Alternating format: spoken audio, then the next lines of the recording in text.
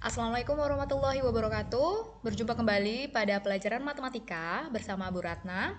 Hari ini setelah kalian menjalani PTS, kita akan melanjutkan materi baru, masih berkaitan dengan vektor, tapi pada kesempatan ini kita akan mempelajari tentang vektor pada dimensi 3. Sebelum kita masuk materi, marilah kita berdoa menurut agama dan kepercayaan kita masing-masing agar apa yang Bu Ratna sampaikan bermanfaat dan dapat kalian mengerti. Sikap siap berdoa, berdoa dipersilahkan. Bismillahirrahmanirrahim. Oke, jangan lupa untuk absen di kolom komentar dengan menuliskan nama, kelas, serta nomor absen jika kalian ingat. Oke, vektor pada dimensi 3 ini hampir sama seperti vektor pada dimensi 2. Perbedaannya kalau kemarin di dimensi 2 itu kalian hanya misalnya elemen vektor hanya A dan B.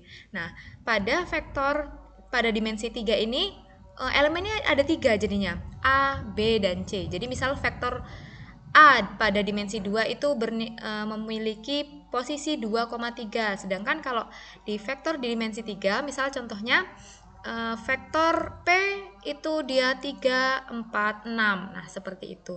Untuk lebih lengkapnya, perhatikan sampai selesai ya. Oke.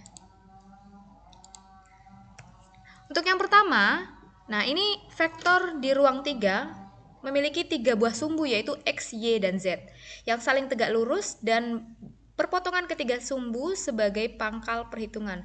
Kalau kita gunakan jari kita, itu bisa kita bentuk seperti ini ya. Nah, ini sama saja dengan vektor pada dimensi 3. Atau kemarin sempat ada di soal PTS, kalau nggak salah yang bentuknya balok. Nah, itu juga bisa sebagai contoh vektor pada dimensi 3. Vektor pada dimensi 3 itu vektor pada dimensi ruang. Contohnya pada balok kemarin itu, tapi kalau yang soal PTS kemarin itu kita masih menggunakan vektor pada dimensi 2, gitu ya. Nah, ini sumbu yang mendatar, ini Y, yang miring ini X, dan yang tegak ini adalah Z. Next. Nah, vektor posisi sekarang.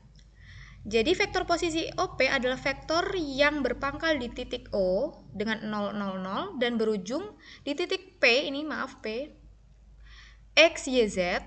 Secara aljabar dapat ditulis seperti ini. Ini boleh ditulis secara kolom. Kita sudah mempelajari ya kemarin ya.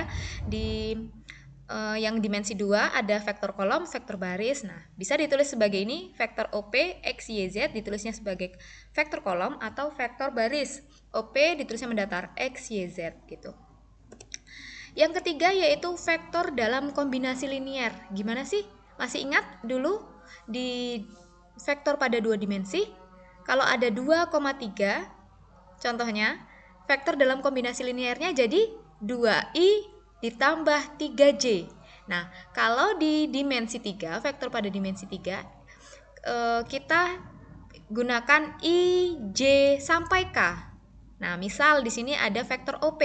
Vektor OP itu elemennya X, Y, dan Z. Maka kalau ditulis sebagai kombinasi linier, berbentuk XI ditambah YJ ditambah ZK. Contoh misal ada 1, 2, 3. Ditulis dalam kombinasi linier berarti tadi 1, 2, 3 ya. 1, 2, 3 berarti 1I atau tulis saja I ditambah 2J ditambah 3K. Gitu ya. Oke, kita next. Next ke contoh soal. Nah, sama seperti yang sudah Bu Ratna jelaskan tadi. Nyatakan vektor berikut dalam kombinasi linier. Yang pertama yaitu vektor PQ, di mana vektor PQ adalah 5, 3, negatif 7. Maka bila dinyatakan dalam kombinasi linier yaitu 5i, yang paling depan dikasih i, tengah dikasih j, ditambah 3j, dikurangi 7k. Kok bisa jadi dikurangi 7k ya? Tanda positif negatif di sini mengikuti soalnya. Jadi kalau soalnya di sini negatif 5, maka di sini adalah negatif 5i gitu. Karena ini positif 3, maka di sini ditambah. Kenapa ini dikurangi? Karena di sini adalah negatif 7. Yang kedua sekarang, vektor OR 4, negatif 2, 9. Oh, ini belum diganti, maaf. Jadi kalau ini gimana? OR 4I dikurangi 2J ditambah 9K. Nanti kalian tulis sendiri ya. Yang benar untuk vektor OR-nya. Kita next ke nilai vektor posisi. Nah, ini juga sama seperti yang sudah kalian pelajari sebelumnya. Di sini perbedaannya ada tiga elemen vektornya.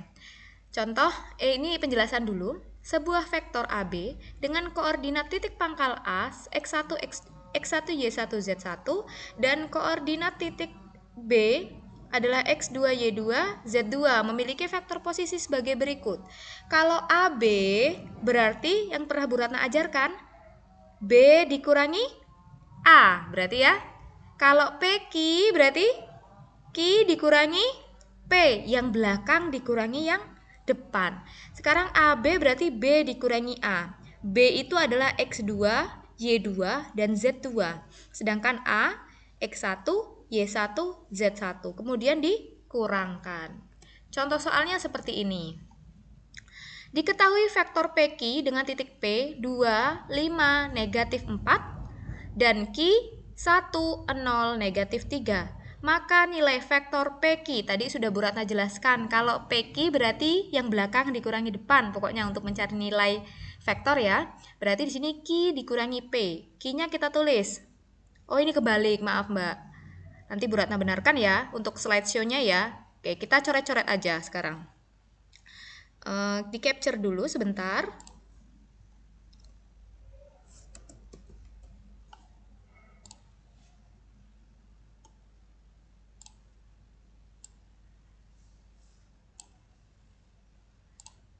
Oke, ini sudah. Nah, ini kita kerjakan di sini sekarang.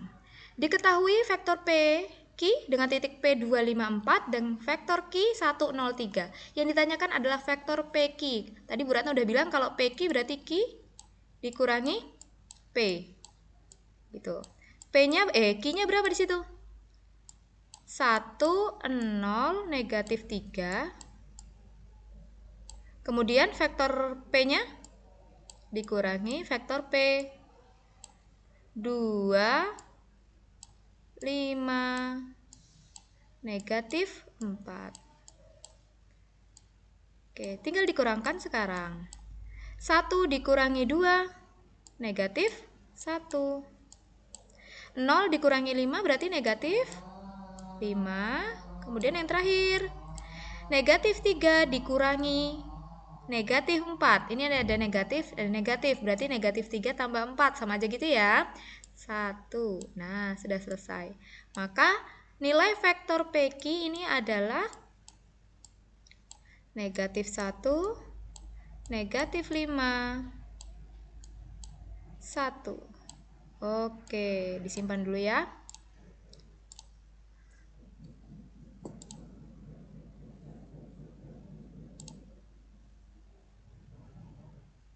Oke, kita next sekarang.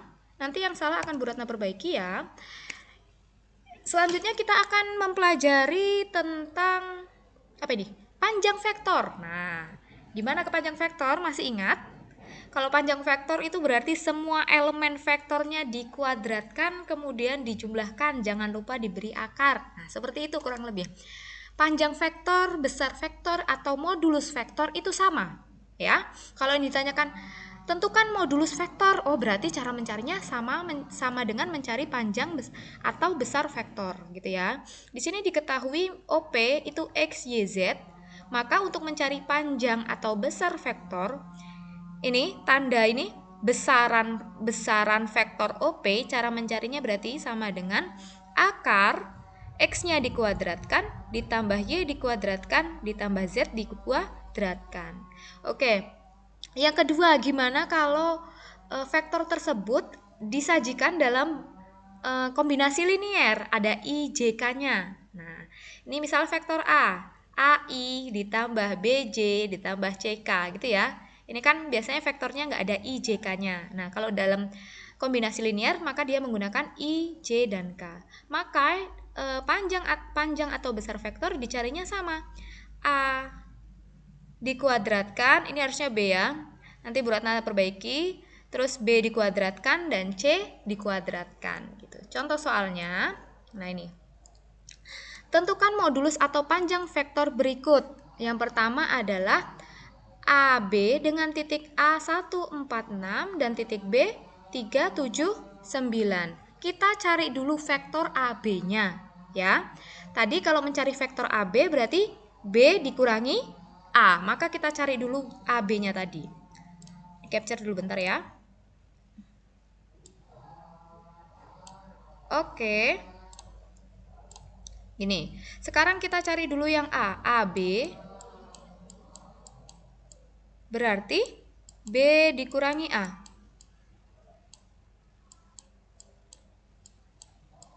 B-nya berapa di sini?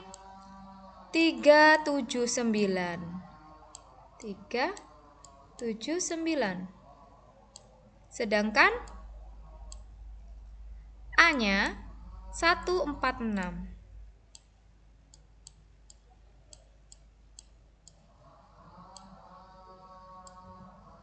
Dikurangi ya, sama dengan 3 kurangi 1 2, 7 kurangi 4 3, 9 dikurangi 6 3. Oh, maka besar vektor AB itu bukan besar, maka vektor AB sendiri adalah elemennya 2, 3, 3. Sekarang setelah kita mencari atau menentukan vektor AB, kita tentukan panjangnya. Cara mencarinya besaran AB. Ini ya lambang besaran ya. Sama dengan akar. Nah, ini dikuadratkan semua, berarti 2 kuadrat ditambah 3 kuadrat ditambah 3 kuadrat. Sekarang dihitung. 2 kuadrat berapa? 4. Aduh, panjang sekali nih. 4 ditambah 3 kuadrat 9. 3 kuadrat lagi 9. Dijumlahkan semua sekarang. 4 tambah 9 13. 13 tambah 9 22. Udah deh selesai yang A. Nah, sekarang yang B. Kita cari besaran dari A. Besaran vektor A. Cara mencarinya sama seperti tadi, di akar. Kemudian di sini IJK. Nah, di sini ada 2I. Berarti yang kita lepaskan dulu IJK-nya. Ini berarti komponennya 2. Terus karena yang di depannya I itu tidak ada angka, artinya di depannya J tidak ada angka, artinya dia memiliki angka 1 ya. Berarti ini 2,1,3. Nah, kita sudah mendapatkan angka-angkanya ketika IJK-nya dilepas. Setelah itu kita cari besarannya. Maka besaran vektor A 2 kuadrat ditambah 1 kuadrat ditambah 3 kuadrat. Nah, sekarang dihitung. 2 kuadrat 4 ditambah 1 ditambah 9. 4 tambah 1 5, 5 tambah 9 adalah akar 14. Maka besar atau panjang atau modulus dari vektor A kecil ini adalah akar 14. Selesai. Oke.